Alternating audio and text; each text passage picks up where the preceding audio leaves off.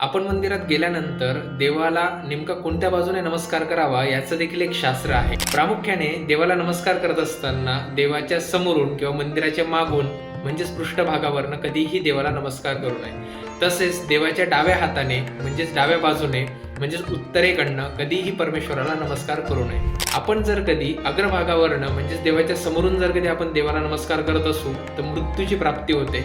मंदिराच्या पृष्ठभागावरनं म्हणजेच मंदिराच्या मागून जर काही तुम्ही नमस्कार केला तर त्या ठिकाणी तुम्हाला अधोगतीची प्राप्ती होते. तसेच देवाच्या डाव्या हाताने म्हणजेच उत्तरेच्या दिशेने जर कधी देवाला नमस्कार केला तर सगळ्या गोष्टींचा नाश होतो. मग आता तुम्ही म्हणाल की आता नेमका नमस्कार करावा तरी कुठून? पण जर कधी उजव्या बाजूने म्हणजेच दक्षिण बाजूने जर कधी आपण देवाचा नमस्कार करत असू तर सर्व मनोकामना पूर्ण होतात असं शास्त्रामध्ये सांगितलेलं आहे.